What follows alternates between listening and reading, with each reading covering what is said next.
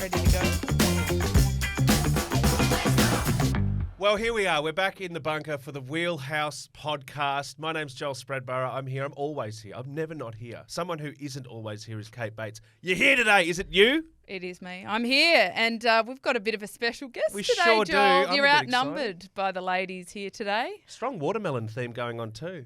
Yes, we are both wearing watermelon-coloured shirts. Jordana Blackman, so good to have you. Geordie, you run the Chicks Who Ride Bikes community. You founded the Chicks Who Ride Bikes community. We're going to hear a whole lot about that a little bit later, but I reckon Joel's perhaps got some specific questions for you. Yeah, I do. I want to get into it. There's a lot happening on the journey. Wheelhouse podcast today. We're going to talk some huge news for Australia. Big news for Australia. I think the nation will stop. It stopped earlier this week for the Melbourne Cup. It's going to stop again because there's been massive news in the cycling world. There's also a guy who broke 7 world records on a rather peculiar bike. We're going to chat about that. And what on earth does Elon Musk have to do with the world of cycling? Probably nothing, but we're going to find out very, very soon. Before we do, Jordana Blackman, Chicks Who Ride Bikes. I think the most pertinent and first question we need to ask for our viewers and listeners, all three of them, what is Chicks Who Ride Bikes? Well, ultimately, Chicks Who Ride Bikes is a community for women who like to cycle, with the twist being that it's inclusive for everybody. It doesn't matter whether you ride on a flat bar old beater, doesn't matter if you're on the world's most expensive road e-bike from Tesla, which we may hear about. You're welcome here. It doesn't matter what you wear or what you ride. Get outdoors and join us. Okay, that's a pretty good sign. cool. So even me on my Filippo Ganna 3D printed bike could join in? Listen, as long as you're accompanied by a friend, a partner who's in our group, then yes, we do have rides that welcome our roosters, as we call them. So Yes. please come along. How did it all start? Really, it all started because I myself decided to do a Ride to Conquer Cancer ride, which is 200 kilometres over 2 days, with the aim of raising money for the cancer hospital that I was treated at. But the problem was I never learned how to ride a bike as a child. So I learned how to ride a bike when I was 25. Obviously, everything was quite frightening for me, having not had the kind of skills that one develops as a child, off ramps and curbs and stuff that I hear other people talk about. And, I wasn't really into the whole racing kind of cycling club scene, and there really didn't seem to be a place, I suppose, for just women who want to go for a ride. So that's where it started. I'm really looking forward to hearing more about this. Don't you go anywhere. You're not allowed to leave. We're going to come back and have a good chat to Jordana Blackman. First, I just can't wait anymore, Kate Bates. Massive, massive news in the world of cycling. So who's going to break it? Are you going to break it? It's already been broken, but who's going to break it cycling. in the bunker? Yeah. Jay Vine, he's on the move, Joel. Wow. He has confirmed that he's heading to UAE next year. He'll be teammates with the Podge. What's he doing? He's on the march from Alpecin. A year early, no less. A year early. Now, this is great news for Jay, for the Aussie. I mean, first and foremost, I think he already had a World Tour contract. So it wasn't as though he was out of contract and looking. This is a big move for him, and it's obviously been really well considered for him to terminate a contract and move on. But it also shows a huge amount of faith in himself and faith from UAE to want to poach him. It's not easy to poach someone out of a contract. So that's really, really cool. But Joel, what really struck me is I've been following this closely. We reached out to Jay and look, he was very tight-lipped. But earlier in the week, he was less tight-lipped when he was asked about this. And he said, no, this is literally 2 days before the announcement. So you have to assume that he already knew what was happening. I'm not going anywhere. I've got a contract with Alpecin until 2023. And he also said, I got some offers, but those discussions went nowhere. That's what he said, like 2 days before the news dropped that he was, in fact, telling a bit of an April Fool's. So basically just trotted out the same line that every athlete does ever these days. I love Alpecin's response. They're like, yes, look, we're happy for him. We respect his wishes. Do you reckon they do? You see, it was a written statement. You put that tone into it, the monotone. It just seemed a bit like, yes, Well, they'd be devastated to lose a rider like him. Remembering that Jay Vine came through Zwift Academy, he got his contract almost winning that lottery. It wasn't for any other reason. And then he starts winning Grand Tour stages and they're like, winner, winner, chicken dinner. Look at what we've got. And then he's on the move. I reckon they'll be kicking themselves that they weren't able to counter offer anything to make him stay. I don't think it's about the money. I reckon it's more about the team and building a team around him to support his ambitions. He would have been the sole leader on Alpecin for tours, but he clearly wanted a team around him to support him. Geordie, I know that you love the elite cycling news. You kind of sit on the outside looking in at that a little bit. It's huge news for an Aussie to get a big contract and a controversial move.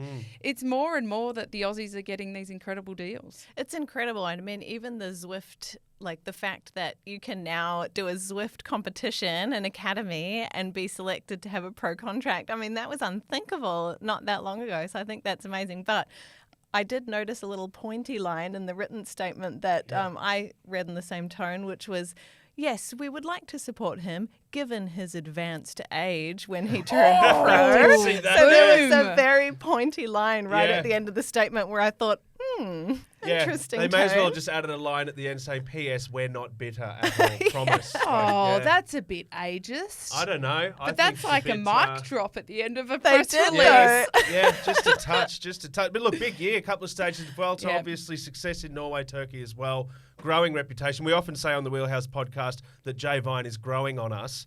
Turns out he's growing on the world of cycling at a rapid rate as well. And, living up to his name. Look, after this news, in my other role, Joel, as the coordinator for eSports Worlds for the Aussie team, I also just sent a little sneaky reminder to Jay that he needs to get his expression of interest in for the national team to be selected for eSports Worlds. I thought, I don't want him to lose his eye on the prize there. I don't know. Career-wise, like, good move. Obviously, Pog's Pog. Pog's Pog. Pog's Pog. You don't get paid €6 million. Pog's to not Pog, be Pog, but he's not Jay Vine. What's Jay Vine going to do working with Pog? This is career progression, obviously, but what does it mean from his, I guess, personal achievement side? Because he's had such a big year. Yeah, I mean, I think the propensity is to look at tours and look at the season and the World Tour and go, why would he go there? They're going to ride for Pog. Yeah, at one race, maybe two races, and the classics. But there's huge opportunities for the Grand Tours that perhaps Pog won't do. Hello, Giro, I'm looking at you. Yeah. Also things like one-week tours, Tirreno Adriatico. Like, there's so many beautiful tours, Tour de Romandie, Paris-Nice, all of these tours that are much shorter that Jay could be their focus for. So it's a great move for him. And they can learn off each other. There's an Aussie coach there, Kevin Poulton. Yep. He is absolutely one of the best coaches. I mean, I'm a bit biased, but I'd say the best coach in the world. Okay. But if not, up there with one of the best. So it's a great environment for the Australians to have that as well. And the other thing that Podge and Jay have in common is they have fiancés, wives, Brie Vine and Urska Zigard is Podge's fiancé, they are such kick-ass women. You better believe that in the background of any of these negotiations, it's Brie that was highlighting the contracts and saying this is, it's a real team effort on both camps. And I think that's just a pretty cool way to approach it. I think he'll be happy there. The signing that stops a nation, Jay Vine, off to UAE after a cut short stint Indeed. with Alpecin. But we're excited. We love him on the Wheelhouse podcast. When's he coming on, Kate? No pressure. But, next week? Yep. No? Get Okay. the diary out. Lock it in. Let's talk about one of your mates on the Wheelhouse podcast. Now, a bit of a vomit of a debut. I don't know if there's any way to describe Pauline Ferrand Prevot making her Ineos debut. It was more jams than a rock and roll band. She struggled a little bit. Not her fault, but what did you make of it? Not her fault. Firstly, can I say that Pauline looks resplendent in the Ineos colours. It's the first time we've ever seen a female racing in the Ineos colours or any iteration of that team, which is pretty monumental. she had terrible mechanical issues. So she ended up finishing about 16th, about 6 minutes down. She hasn't ridden cyclocross in a couple of years because she's been focusing on mountain bike and doing so well there. So perhaps the expectations for her to come out and just smash it maybe misaligned, but she ended up running across the line. I have a race breakdown here if you don't like. Please. So here we go. Okay, here we go. So just a shit show, basically. That's how it starts. It's Shane playing up. Mechanical on the first lap, 40 seconds. She's off the bike on the first lap for 40 seconds. Gets on, has another one almost immediately. Gets off and runs the bike to the pits. Gets back into the race. Has 3 more mechanicals. Ends up running her bike over the finish line, up the steep cobbles. And as you say, finishes 6 minutes behind Van Van Empel. Unbelievable. What's going on What there? a That's shit what show. talk about Halloween nightmares. I don't know. We could go controversy here and we could go a little bit conspiracy theory and say that it's a bit tokenistic that they've got a woman all of a sudden and maybe they didn't put the care and attention into her bike and Are you suggesting the mechanical team. sabotage? Not sabotage, just inattention, you know? Okay. I was thinking everyone would be looking at the team mechanic going, dude. Yeah, Dude, right? yeah. Or lady, as the case may be. I'm not familiar with that team's dynamics, but that sounds like 5, 6, 7 mechanicals and there's and a swapped bike. And when Yeah, they yeah, swapped yeah. bikes, they swapped it. So the pit is on the right-hand side as the riders come through. For some reason, they gave her a bike on the left-hand side, like crossed in front of other riders to give her a bike. It was so bizarre and so strange. And I think shit show is really the only way to describe it. Early days, But Ineos. bummer, you know. like first time they've ever had a female in the exactly. Ineos jersey. Yeah. She's such a high-profile athlete. That's I think Well- the positive is she's such a high profile athlete that everyone knows, there's a lot of benefit of the doubt there. It's mechanical. Everyone knows she's, a world class rider. Yeah. doesn't reflect on her. No. You don't win 10 world Reflects titles poorly by on the mistake. poor mechanics. Yeah. I say that. Yeah. Keep the faith, Ineos, and maybe have a look at your mechanic roster. Just saying on the Wheelhouse podcast. Now, massive news as well. One of your mates, a dear They're all my cousin mates. of yours. Jordana keeps looking at me. I've Why got to haven't I say, met all Joel, these like, mates? if Kate has all these famous mates, where are the intros? Well, this guy isn't her mate. This guy is her cousin. They're actually related. They're family. Now, Look, what about the hard-fought, tough tussle on the streets of Singapore for the TDF criterion, won by what- Jonas Vingegaard? What do Hold you on. think? Well, I don't know that we could say one. I think right. we could say he crossed the line first. Let's call it an exhibition race. His quote afterwards was it made me laugh knowing it's an exhibition race where he said, it's always very special to cross the line first wearing yellow. Like even he didn't say, what a great win. He was like, to cross the line first wearing yellow. Because that's what it was. But what about that attack? Kilometre was- out just to... But there's also moments within the race where other riders are seen like physically jostling each other into position Yeah. with their hands, almost like it's your turn now. And there were some funny hats involved, Yeah. rickshaws. Chris Froome on a rickshaw. Yeah. I mean, I don't know. It's almost Does like a the piss does the take. showcase, the exhibition, does it justify what I'm going to call the slight insult to the elite sport? But they run it like Tour de France organised. Yeah, I this. know. But do you think what do you think? I don't Is know. It, is I it mean, valuable? It's clearly valuable to somebody. I mean, this is where it becomes pure entertainment. People just want to see Jonas Vingegaard. Did I say It's it right? a smorgasbord. of Vingegaard! Vingegaard. So have we landed on the correct pronunciation? think Vinny it's- Go-Go. Okay. Not finger guard. Vingegaard. Vingegaard.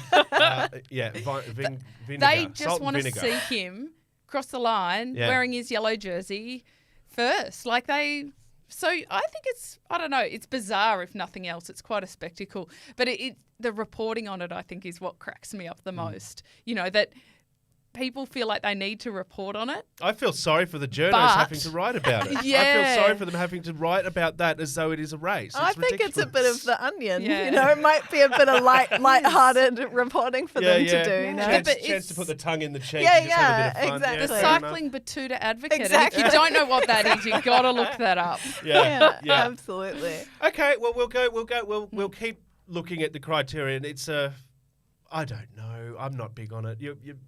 I think it's a bit of fun. Bit of fun? Why not? You think it's a bit of fun too? It's content. Bit of It's a breather content. for the riders, And we're perhaps? talking about it, so it's doing its Yeah, job. Here we are and- talking That's a good about point. it. Sir Vingegaard has had a pretty crappy year post to a win. You Yeah. know, like he has felt the weight of the world on his shoulders. He's been really struggling.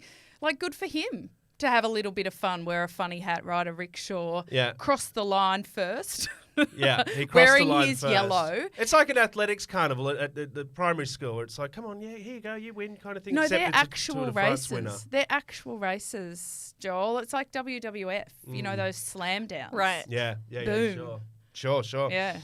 Now, this is a subject that we don't often touch on the Wheelhouse podcast, but I feel like we should throw a little bit of attention to Mark Cavendish because we never ever mention his prospect and what the hell is going on with his signing Mark Cavendish. situation because It we is had a some more news. situationship, Yeah. isn't it? We have had news this week because the world, Joel, the cycling world was convinced he was going to Movistar. Now, this was somewhat fueled by Max Sciandri, a former pro rider, saying, and he's a director at Movistar, I really want Cav. I think he'd fit in so well here. Now, it turns out that Max Sciandri was not very well quoted and he didn't imply in any way that he was going to Movistar. Yeah. But on Twitter, it turned into this massive thing where Movistar actually had to respond to it.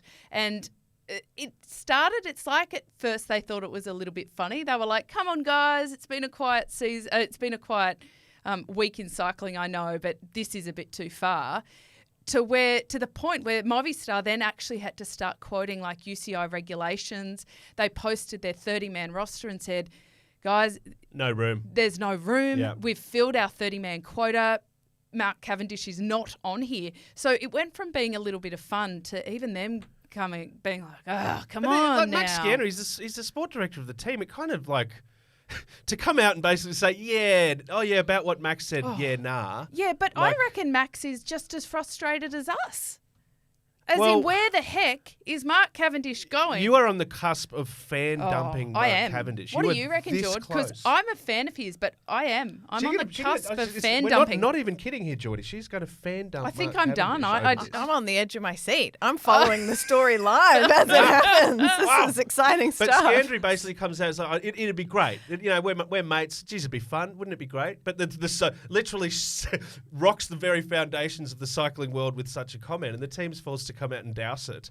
Do you know the problem is I want to say we're done covering this. We're not talking about it anymore. And then he's going to come out next week with a new team and we'll be like, Breaking "Whoa, news. We damn love it." talking about intrigue on the Wheelhouse podcast. Is there some intrigue here? Is there even a slight whiff of possibility that this is a smoke and mirrors ploy? And he I could always end up wonder there? that. After the Oscars, to me, everything could be a deliberate Just a act. PR Well, stunt. yeah, exactly. Is Chicks Who Ride Bikes going to get Mark Cavendish out there? I don't know. The real reason Geordie's been invited on the podcast. Yes. Well, I wasn't going to say it until now, but Jordana Blackman is our special guest on the Wheelhouse podcast. She's from Chicks Who Ride Bikes, a wonderful organisation. We're going to find out a little bit more about that. And, teaser, the app, the Chicks Who Ride Bikes app has been released. Can't wait to hear more about that. Before we do, though, if it's okay to just say Cav isn't the only one up in the air at the moment. Your dear mate, Nairo Quintana, who's had a rough trot. Let's be fair. He's had a bit of a trot. Is also he's left Arkea. He's had a cloud hanging over him ever He's since. trotted himself in a rough direction. trauma trot. I think that, trauma trot. I think that, so he had a bit of a controversy around the use of tramadol. He's defending himself. He's out of contract. But, he's a very valuable rider. Yeah. Where will he end up? Who knows? It is late in the season. So they either know and they're just hanging on to the information to make it dramatic when there is, not a lot else going on, or they're both a little bit, up to proverbial without a paddle. Yeah.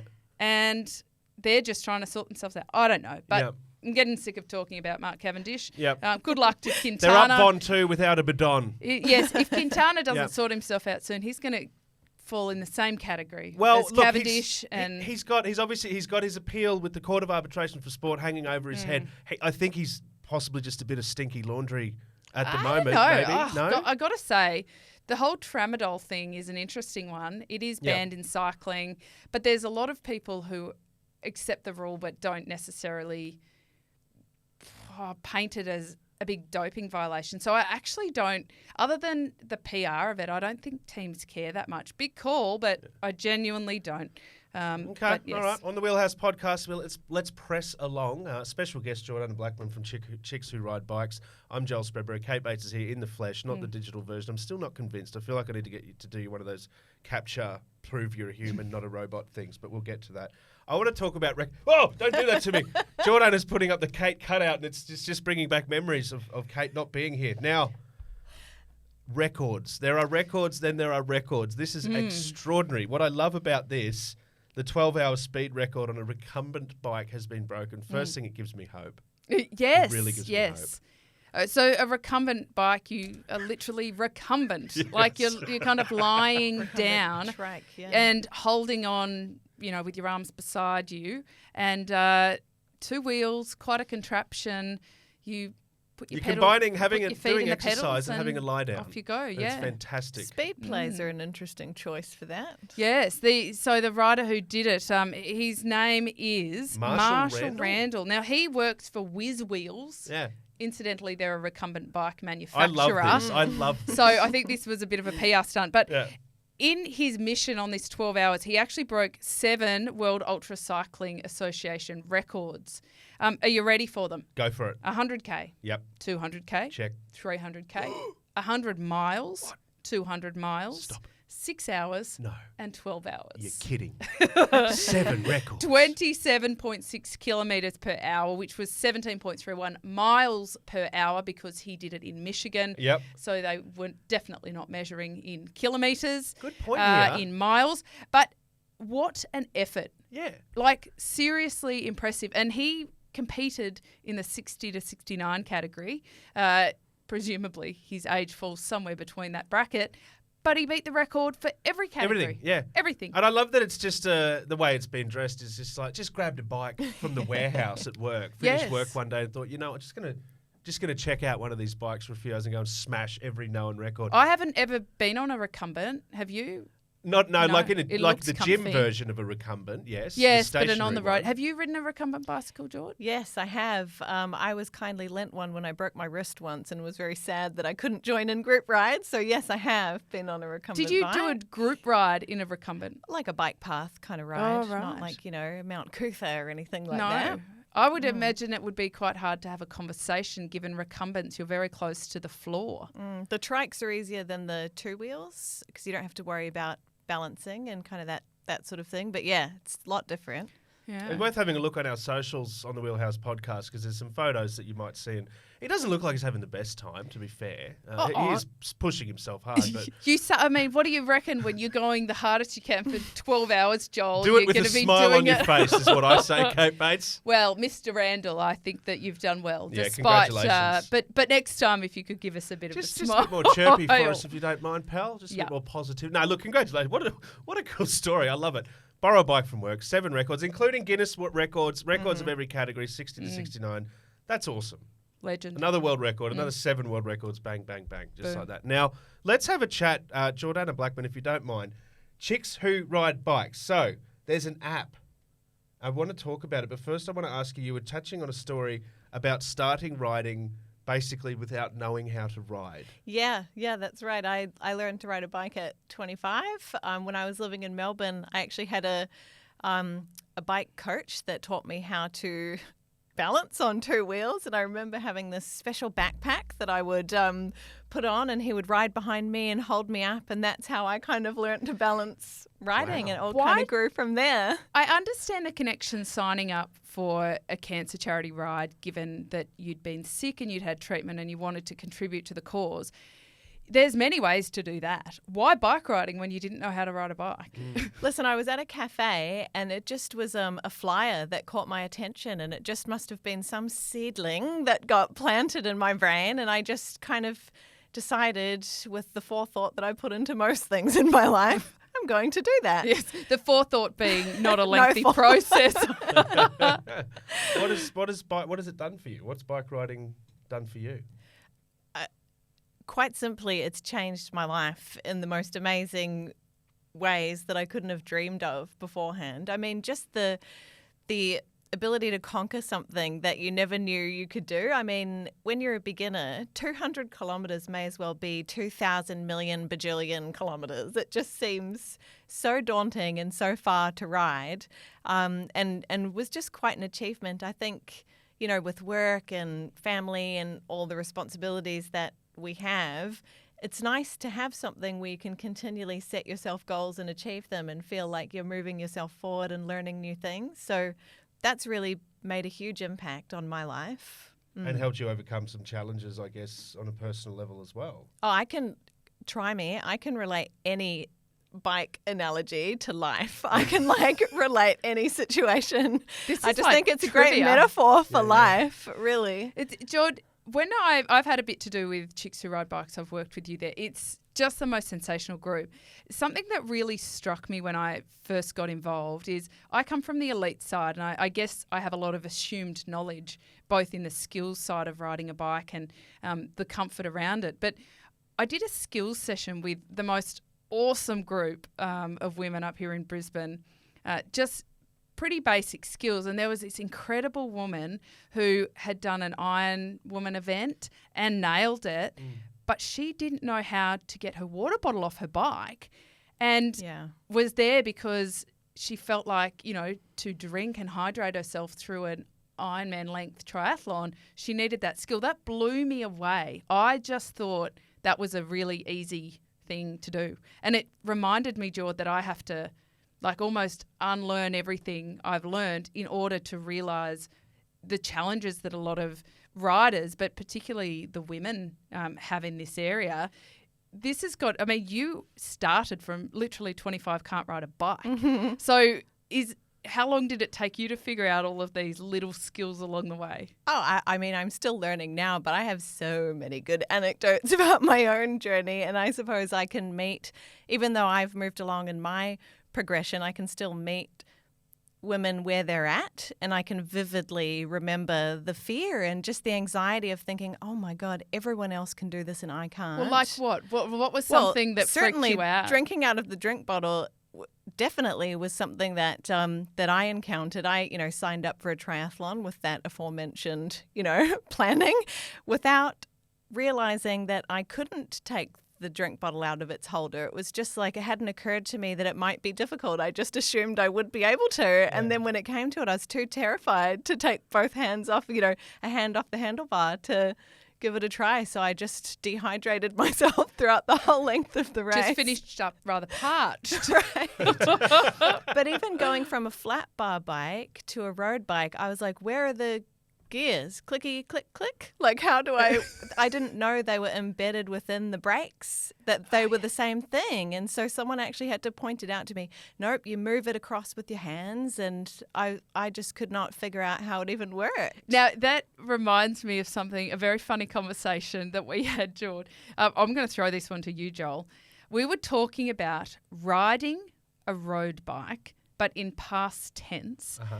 And we could not figure out the terminology. So if you were to describe riding your road bike in a past tense, what would you say? Rode my road bike. Road. You go road?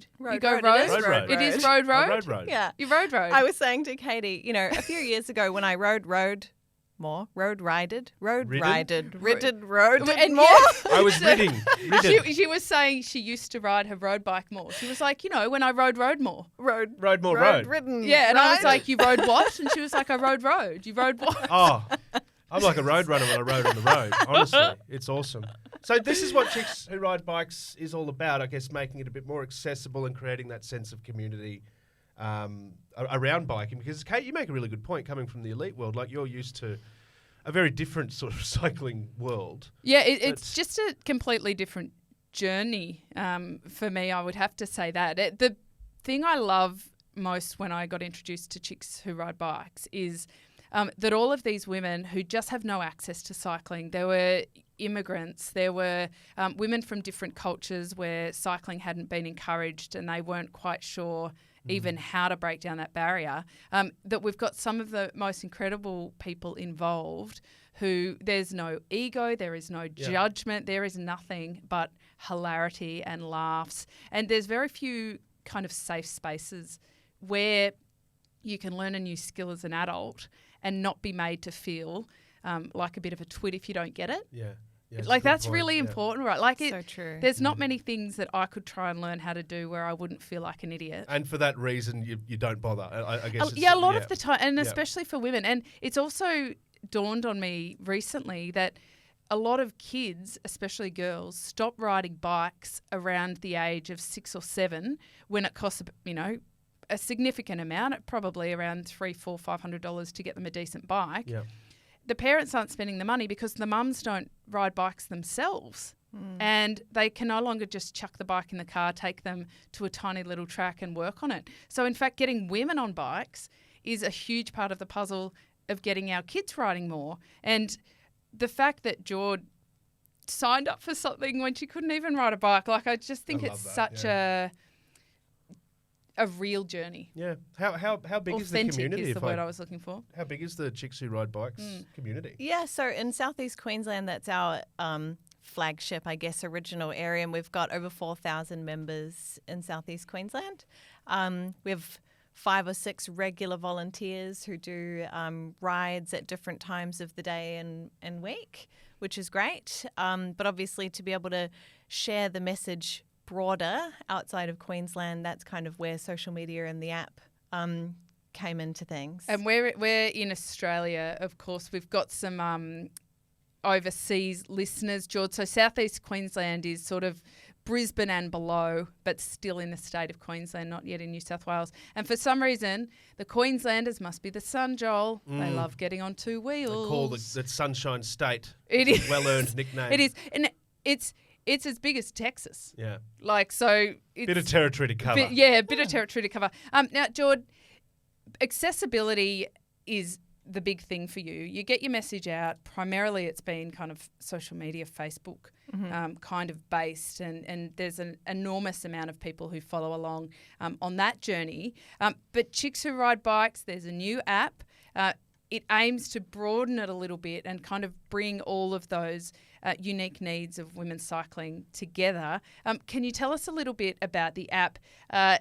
When I was first looked at it, I think it was described as like Bumble looking for cyclists or something like that. But can you talk us through it? Because I think it's a really cool initiative. Yeah, thanks. Well, I think we decided to create it to solve one of the biggest problems and questions that we basically get asked in the Facebook group and on social media, which is love the idea, love wanting to get out and ride. Who's in my area? Who can I connect with? And that really was the number one thing we wanted to solve. So the app really, I call it Ride Buddy Finder technology because, like to label things. Well, it's the only one that exists. It is. Globally. Yep. It is. So, globally? Okay. Yeah, Wow. so it's pretty market leading. It's pretty cool. Yeah. It's very cool. Thanks, Kate. So yeah, it's definitely the only one that's women owned and women focused. And essentially the core purpose of the app is to help women anywhere they are in the world to connect with other riders in their area, and you can do that by location. You can connect by ability, so you can kind of self-declare your ability as a beginner or as a more advanced rider, so that How you do can you kind of be matched. self-identify as a rider, Joel? What's the level before beginner? Noob. Noob. Yeah. Pre-noob. Yeah, pre-noob. Yeah. I love it. Noob being newbie. Yeah. Yes. Yeah, there you go. Is Yeah. there a newbie category? Yeah. Noob, beginner, regular, advanced. Great. Okay. Yep. So that really is the core function of it. You can, also connect by the type of bike you ride. So gravel bike, mountain bike, whatever. And then, of course, to make sure it's a one-stop shop for these women who do come in, we've got loads of great resources. Kate features in some of them. And this is literally anywhere around the world. So you could go on holiday with your bike and Yes. get on the app Yeah. and find someone to go on a ride with. Yes. That is incredible. And it's also about asking questions too. Like there's some great questions in there that the community. Yeah, just the community that's just really cycling. Yeah. It's of course cycling specific, but it might be about what's a comfy saddle recommendation or something like that. There's been a hilarious conversation about hairstyles for female commuters who don't have time to wash and blow dry their hair when they get to the office. The struggle is real. The struggle is real. They still want to look good. So, Joel, let me just say, if there's any dry shampoo companies out there who want to access to a new market, women's cyclists, commuters, there's your market. Important consideration. Yes. How long did this take to come together? Like this project, how long's it been in the they say it takes, costs twice as much and takes 3 times as long as you think it's going to. We were kindly granted funding by Queensland's Department of Transport and Main Roads. Thank you so much. Ultimately, it took about 18 months to go from nothing, i.e. the wireframing process and going, what do we want the app to look like and how to function, to testing and design. We partnered with a great firm on the Gold Coast, the Famous Group. Thanks very much. And essentially 18 months from idea to fruition. We had 1,600 people sign up for the pilot phase 1, and we're merely a week away from the V2, which will solve a lot of the introductory glitches that you get when you have a new piece of technology. So it's an exciting time. Yeah. But there's thousands of women on there. It's so fantastic. And in the back end, there's videos, there's recipes, there's all that sort of stuff. Extraordinary. So, what's the end goal? It's quite a cool tool. What's the next phase? I mean, we'd love to attract more funding. Obviously, we've got 1,000 ideas about features we'd love to add, ride tracking, map, sort of Strava-like stuff, a whole lot of different ideas, obviously.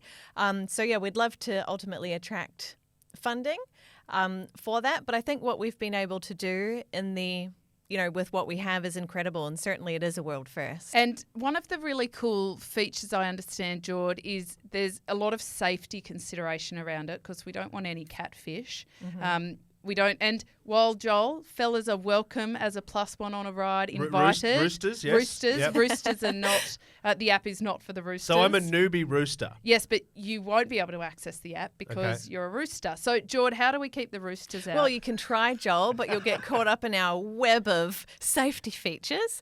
So running a women's community already on Facebook, I've encountered almost every single obstacle that you can when it comes to people trying to join that probably shouldn't, and that sort of thing.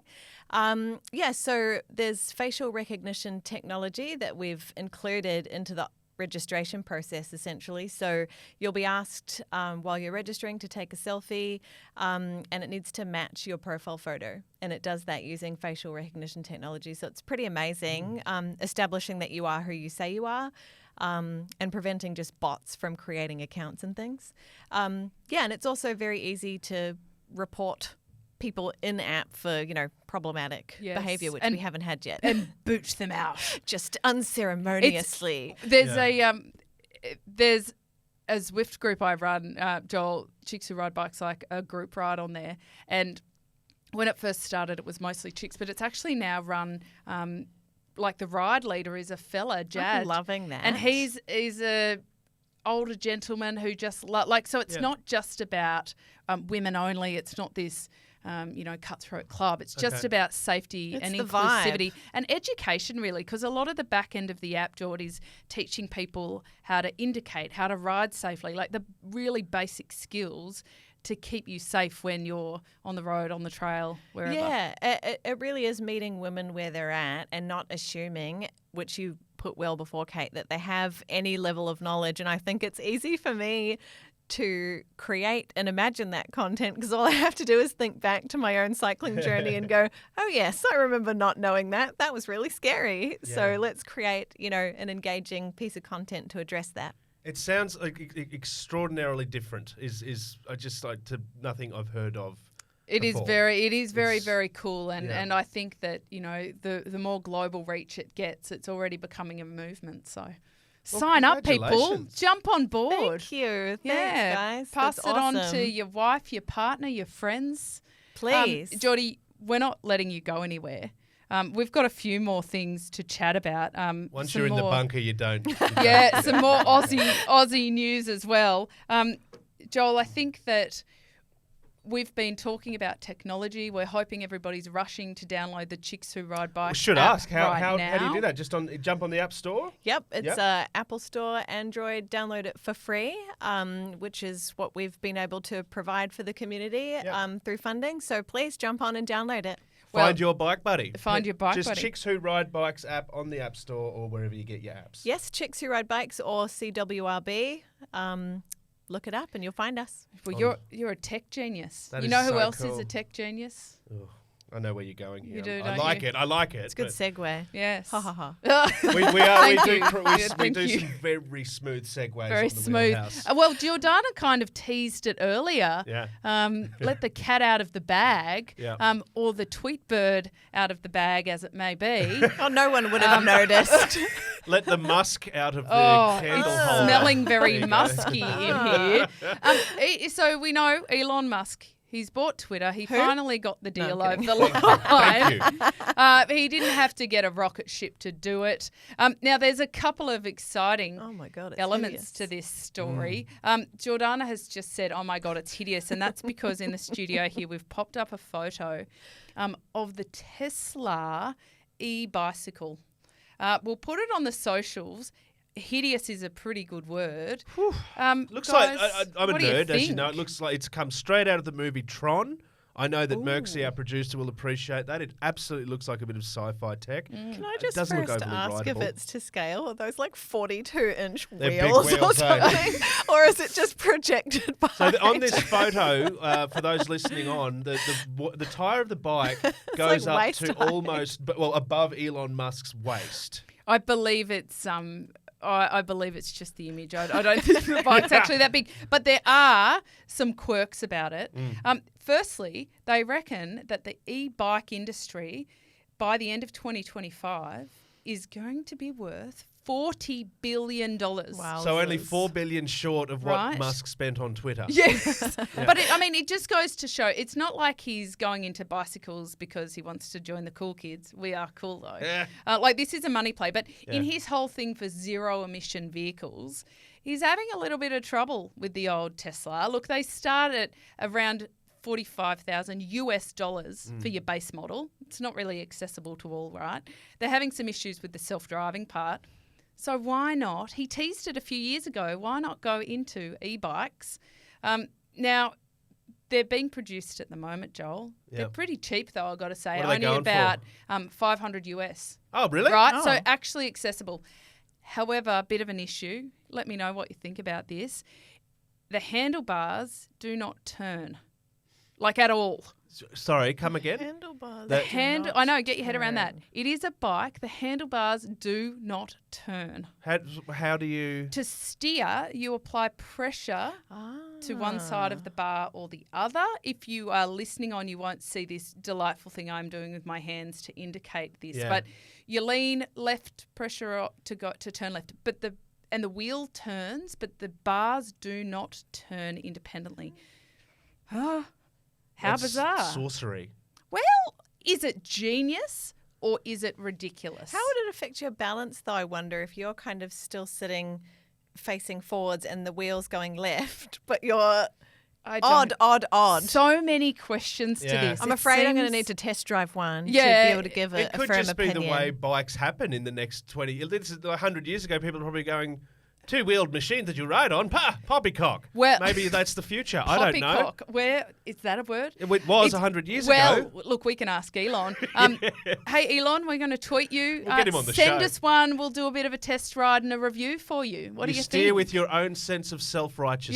Yes. Yep. And How interesting. Elon, you can ride with Joel and you can debate whether poppycock is actually a word or not. I just wonder, is this what bikes, is this going to be a thing of the future? Is I that what don't they're trying to know. do? I think I it's don't just know. outright strange. Did you read much more about the tech of the bike? It almost looks like the spokes on the cover picture we have up on the screen. It almost looks like they're small forks, like they have suspension inbuilt into them. I'd be keen to know. They look like robot arms, don't they? It is. I mean, it's really. I think just for the geeks out there, it's really fascinating technology. Check it out on our socials. We'd love everybody's Yeah. input on whether or not they would Yeah. be. I mean, just quietly, I'd love to try one, but I'm a bit nervous about the handlebar situation. But with this news of Twitter, I don't know if you saw as well, Joel, a headline that was along the lines of, what if Elon Musk bought the Tour de France? Yes, it's Right? called the Tour de Elon. A shout out to outsideonline.com Yes. who published this article. It's one to think about. Well, it got me thinking. So I've got a few ideas for Elon. Okay. Should he buy the Tour de France? Yeah. Are What you ready happens? for them? Yeah, Ready. shoot. The first thing is that I think the Grand Depart could be on the moon. Okay. Just bear with me. He owns SpaceX. He's literally got a rocket ship company. Why wouldn't you combine the two? Interesting. Grand Why Depart. indeed? I Well, mean, that why not? e-bike, you could, if they're riding e-bikes, it kind of looks very space age. That could work. That's it. That's the other thing. Yeah. Tour de France on the Tesla e-bikes. Okay. So they all have the exact same equipment. What do we think about that? I feel see. like the enthusiasm, it's very lukewarm. I think I'm thinking about it too Um, much to actually be able to react with enthusiasm. It's all a bit futuristic and frightening. What It's about all- self-driving team cars? I like that because nothing could possibly go wrong if that was deployed. Well. Actually, I was thinking what the crash that was where the rider crashed into the back of the car. I think that would have still happened if they'd been self-driving cars. Because they're not self-driving riders. Right. So Yeah. The annual route presentation an wouldn't happen idea? in Paris. It would happen on the Joe Rogan podcast. Oh, yes, I Yeah. like that. Performance-enhancing drugs would be legalised because Elon is big on yes. live and Well, let live. Twitter would turn into a pay-per-view subscription to Yeah. watch it. Joel, I would Global I'd tune in rights. to watch that. Oh, I mean, yeah. go your hardest. I want to see what you're capable of, having taken everything you can under the sun. That And then just be get quite on the, something to get on the witness. Tesla e-bike and see what Do happens. you think yeah. Phil Liggett and Bob Roll might get replaced by Joe Rogan?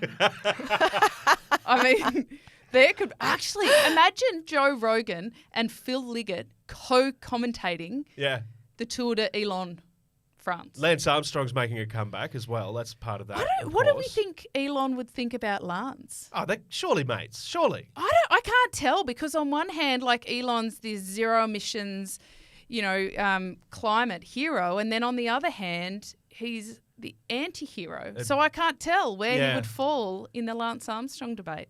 I don't know. They're both a little bit of a dipshit, maybe. I don't Category. know. I think Get there's them a together. documentary in it, but I think Yeah. we're just going to have to throw it out on Musk Twitter. and Armstrong. Yeah. A bromance. A There you bro- go. There's a Ooh, title. you like that? I like Okay. it. I was All right. also, there's another consideration to be had here. What would really happen if Elon Musk spent $44 billion on cycling? If he invested $44 billion, forget about the tour, into the sport. Now, There'd be wage parity at last. Yeah.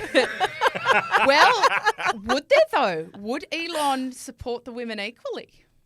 Well, I can tell you that Tadej Pogacar's salary, €6 million, I mentioned it earlier, that would be covered for 7,333 years. Wow. Okay? So what you're saying is $44 billion investment. We've got 7,000 plus riders on 6 million a year. that could happen. That you Yeah. could pay 6 million, could do that. 100%. I could add some great features to the app. You could add some great. You could finance Oh my Ineos gosh. 880 times. You could finance the Wheelhouse podcast for at least 4 episodes. Well, look, let's hope that he throws his investment into cycling. And Joel, speaking of which, there is an event coming up I love the name of this for so many reasons. on the 11th of November. Mm. What's it called, Joel? The Dirty Warnie. Tell me what, why, when, where, what, how. Kate, Oh my God, go. this is one of those moments where anybody who is not from Western Sydney or some areas of Australia that know what a dirty warnie is. They're What like, is a what dirty on warnie? earth are they talking about? Australia's oldest road cycling race is the Melbourne to Warrnambool. Longest, oldest. Beautiful race, a lot of heritage. This year, Karen Jones and her team are putting on the Dirty Warnie, which is essentially a path from Geelong to Warrnambool on gravel, most of it. That's the dirty part, Joel, Okay. is the gravel and the dirt. 245 Ks, I believe. It is, in fact, 246 kilometres. Okay. Don't forget that extra Ballpark, kilometres. yep. They're describing it as a gravel monument in the making. Wow. But the big news is that Simon Gerrans, our retired pro, legend in Australian cycling, in world cycling. Mate of yours. Yeah, of course, they all are. He's riding it. What is it with ex-pros? What is it with ex-pros hitting the gravel? I don't know. I mean, I think that Or ex-road they pros, love I should say. they love riding their bikes. They Yeah. don't want to race as pros anymore, and so therefore road racing has kind of lost its glint. Yeah. But you know, yeah, It's a new challenge. It's kind of same, but different, you know. And it's not mountain biking where you have to learn a whole new set of different sort of handling skills. It's, you know, all the road cycling skills they've learned will benefit them on the gravel, but it's different. They just like getting dirty. It's like the Paris-Roubaix. That's why everybody loves Paris-Roubaix. They just love the, the mud, the dirt, the epicness of it. Love it. Yeah, take away a bit of the competitive. But really good luck to them because I think that – so Karen Jones is the brain behind this, and she has worked tirelessly in Australian cycling over the years, worked really closely with Cadel Evans, and just an absolute legend of a lady. She has personally funded and underwritten a lot of these events, and the Melbourne Tournable and now the Dirty Warnie. So good luck to them, and maybe challenge on, Joel. Maybe we can get you to the Dirty Warnie. You're signing me up for a lot of rides today. I'm noticing. Jordana- I'm behind it. I'll talk you through it. If Jordana can sign up for a 200k ride when she didn't even know how to ride a bike. Can I actually just quickly, can I throw something at you, Jordana? Now, before we were chatting, you are an athlete. Tell me how you approached your first triathlon from a hydration point of view. Okay, first of all, thank you for calling me an athlete. That's okay. First, how I approached it. Well, how I approached it was could only be summed up as winging it. I think I drank seawater during the swim leg, which, hydrated me during the bike and then dehydrated me because it was salt water. Essentially, no, I had no planning and no preparation, and it was a disaster. Probably worse of a disaster than Pauline Ferrand Prevot's The Ineos debut. So it was your Ineos debut. So you had no water on your maiden triathlon. It was terrible. I mean, I drunk during the run leg. I did take a few of the cups that they hand out to you on the run thing, but it was a total disaster. Wow. But I finished. And so unlike cyclocross, when they handed her up a cup, it wasn't of beer. It was actually sadly, of water. Sadly. Wow, extraordinary. It's been amazing having you on the show. Thank you so much for coming. We've got one more thing. I just want to finish with a special shout out, Kate Bates, because this is pretty cool. Lachy Morton, EF Education. So a bit of a gesture, a very special one. Went to Warsaw and distributed 13 Cannondale bikes to a club of refugee Ukrainian juniors who have been displaced. They fled their homes after some Russian attacks, separated from their parents, I should say, rescued by a cycling coach, being put up by the Polish Cycling Federation. Morton met them when he did a charity ride earlier this year, raised 300,000 euros riding from Munich to the Ukrainian border, met these kids, touched his heart, went and chatted to his teammate, whose name is inexplicably escaping me right now. Mark, help me out here. Mark Payton? Yeah, Padun. Padun, that's what I said. Went back, donated these beautiful, beautiful bikes because Mark was himself a refugee after the attack in Crimea in 2014. Yeah, Mark Padun's story is quite exceptional, actually. When he first started winning some very big races, which he did last year, he actually copped a bit of criticism and almost allegations around doping. People talking about him like, how can he have just all of a sudden done this? But when you hear his backstory and you understand that he fled from war and just the resilience that he has, it puts a different context on how he's able to achieve things that normal people in their comfortable houses can't really understand. Like, just remarkable. Yeah. What I absolutely love about this story, just the most, Lachy Morton, like, what they are the best family. He's an Aussie guy. They're from New South Wales. The family lives largely in Colorado at the moment, but his sister's still in Australia, so we'll keep that link there. And he does ride under an Australian licence. Now, Lachy has said that he doesn't really get into politics and he doesn't like to play that game, but he knows and he feels what's wrong, what's right, and who needs help. Yeah. And he's just a bike rider. The only thing he knows how to do is use his bike as a force for good. How good is that? Amazing. And he is an absolute tornado, Lachy Morton, in terms of using his bike as a force for good.